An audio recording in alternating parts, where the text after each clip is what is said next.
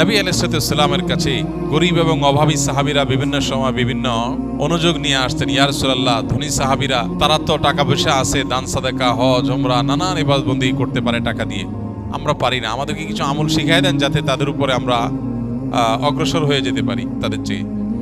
তো নবী আলাইহিস সালাম তাদেরকে দোয়া শিখিয়ে দিয়েছেন। দেখা গেল যে ধনীরা সে দোয়া বিভিন্নভাবে আপনার জেনে গেছেন এবং তারাও শুরু করে দিয়েছে। তো সাহাবীদের মধ্যে এগুলো নিয়ে কম্পিটিশন হতো। আর আমাদের হলো, ভাই স্কিলে খাবার ভালো না মাদ্রাসায় ভালো, যদিও একই খাবার আমাদের। তো এই জন্য আমলের কম্পিটিশন তো আমাদের থাকা দরকার। তো এই সমস্ত মানুষগুলো যাদের হজ করার সুযোগ সামর্থ্য হয় না অর্থের অভাবে, হজ করার যে ফরজ বিধান সেটা আদায় না হলেও হজের সওয়াব অল্প স্বল্প সওয়াব না, এটা কিছু কিছু আমলের মধ্যে আল্লাহ তাআলা রেখেছেন। নবী আলাইহিস সালাম বিভিন্ন হাদিস আমাদেরকে বলেছেন। এর ভিতরে একটা হলো ইশরাক।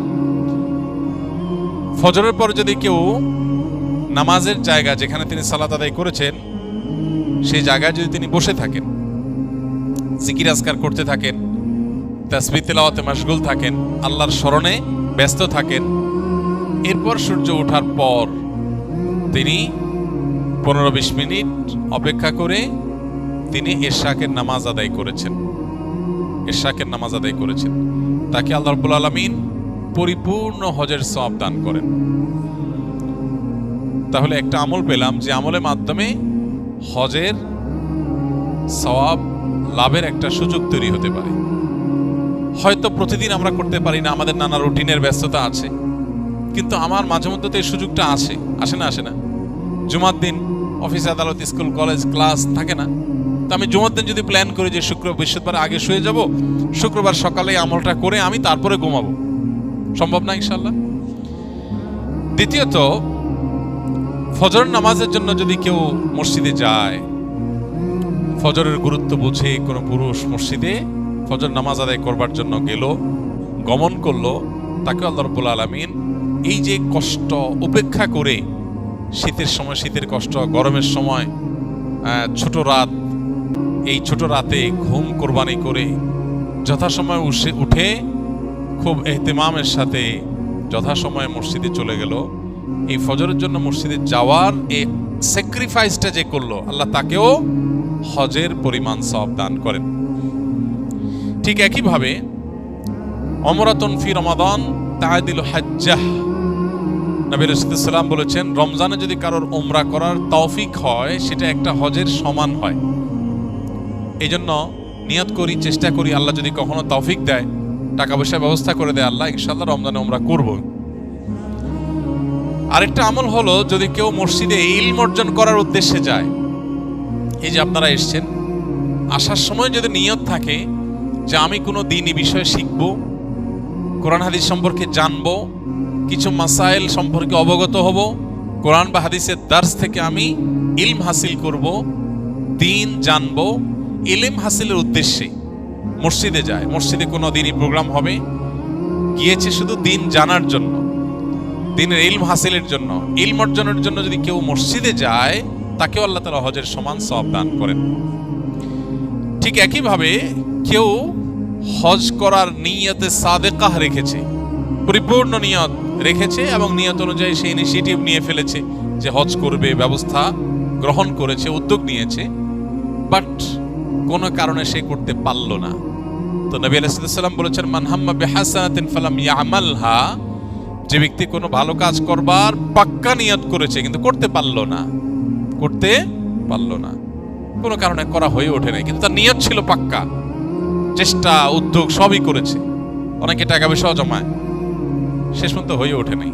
কিন্তু এই যে তার পাক্কা নিয়ত ছিল, চেষ্টা ছিল, উদ্যোগও গ্রহণ করেছে, শুধু মুখোমুখি নিয়ত না, এরকম সিরিয়াসনেস থাকার কারণে, উদ্যোগ থাকার কারণে সে হজ যদি করতে নাও পারে, যে কোনো কাজের ক্ষেত্রে এটা প্রযোজ্য, সেটা যদি করতে নাও পারে, আল্লাহ তাকে তার সমান সওয়াব দান করেন। আরেকটা আমল হলো, এটা একেবারে হাদিসে আলাদা স্পষ্ট বলা আছে, নবী করিম সাল্লাল্লাহু আলাইহি সাল্লাম বলেছেন, মান জাহাজা, যে ব্যক্তি প্রস্তুত করে দিবে কোন গাজিয়ান, আল্লাহর রাহের কোন যোদ্ধাকে, কোন মুজাহিদকে, আল্লাহর রাহে জিহাদের জন্য বের হবে তার জন্য যা ব্যবস্থা দরকার সেটা ব্যবস্থা করে দিয়েছে। আও হাজ্জান, অথবা কোনো হজ যাত্রীর হজে যাওয়ার ব্যবস্থা করে দিয়েছে। আল্লাহ কাউকে আর্থিক সঙ্গতি দিয়েছে, সে ব্যবস্থা করে দিয়েছে। অথবা কোন রোজাদারকে ইফতার করিয়েছে।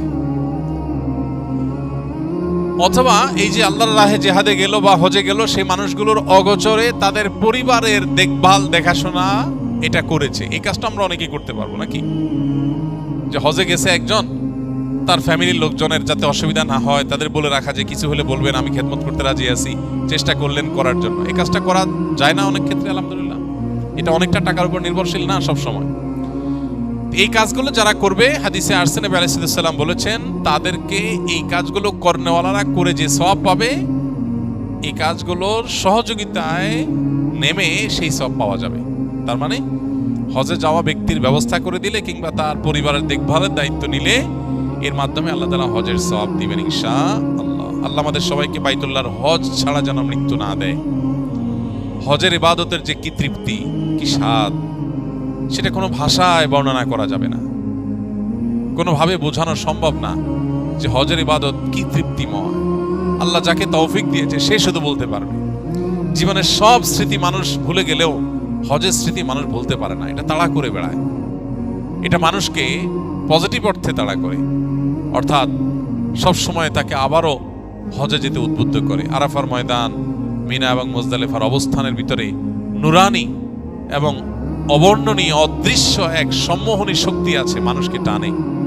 রুহানি একটা অবর্ণনীয় উন্নতি হয়ে থাকে। তো আল্লাহ আমাদের সবাইকে সেই হজটা জীবনে একবার হলো করার তৌফিক দান করুন।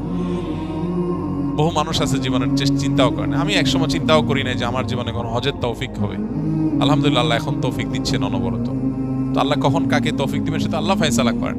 আমরা নিয়ত করব, চোখের পানি ফেলবো, দোয়া করব। হজ যাত্রীরা হজে যাচ্ছে, আমরা যেতে পারছি না, আমরা দোয়া করব, আল্লাহ আপনি হজে যাওয়ার ব্যবস্থা করে দেন, আজকে নয় আবার অন্য কোনো সময়। আমি প্রথম হজে গিয়ে আরাফাতের ময়দানে আল্লাহর কাছে, আরাফাতের ময়দানে দোয়া মিস হয় না, দোয়া কবুল হয়।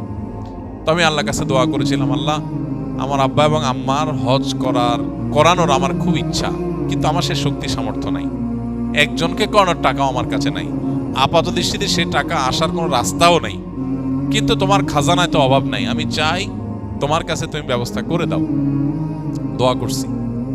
দোয়া করছি, আমার কাছে হজ করাবার কোনো সামর্থ্য নাই, কিন্তু আমার খুব ইচ্ছা যে আল্লাহ আমার বাবা মা জীবদ্দশা আমি হজ করলাম, তাদেরকে হজ যেন করাইতে পারি। খুব দোয়া করলাম, খুব দোয়া করে আসলাম, দেশে আসলাম হজ করে। আসার পরে এক আল্লাহর বান্দা আমাকে বলতেছেন যে আঙ্কেল আন্টির কি পাসপোর্ট আছে? তাই বললাম না, থাকার কথা না, থাকলে আব্বার আছে মনে হয়, আমার থাকার কথা না। বলছে দুইটা একটু বানান, আমার একটু ইচ্ছা ওনাদের দশজন হজ করার। ও প্রথমবার হয়েছে আব্বারটা শুধু। এরপরে আমেরিকা থেকে এক আল্লাহর বান্দি উনি বলতেছেন যে আপনার আব্বা আম্মাকে হজ করার আমার ইচ্ছা। অর্থাৎ দুইজন লোক, একজন শুধু আব্বারটা আর একজন আব্বা আম্মা দুইজনেরটা। এবং পরবর্তী হজ আসার আগে আগে দোয়া কবুল হয়ে গেছে। আবার অনেক সময় দোয়া কবুল হতে দেরি হতে পারে, তাতে কি? এই জন্য হজ করার তাড়া, ব্যথা, দরদ এটা অন্তরে লালন করতে হবে, দোয়া করতে হবে, চোখের পানি ফেলতে হবে। যখন মানুষ হজ করতে যাবে নিজের মধ্যে সে আগ্রহ জাগতে হবে, আল্লাহ গল্প দেওয়ার জন্য না, সেলফি তোলার জন্য না, আমি হজ যেতে চাই হজের সুফল পরিপূর্ণভাবে ভোগ করার জন্য, নিষ্পাপত্বের যে সওয়াব, যে ফজিলত এটা অর্জন করবার জন্য। দোয়া করবো তো ইনশাআল্লাহ। আল্লাহ রাব্বুল আলামিন আমাদের সবাইকে বারবার, একবার না বারবার বাইতুল্লাহর জিয়ারতের তৌফিক নসিব করেন।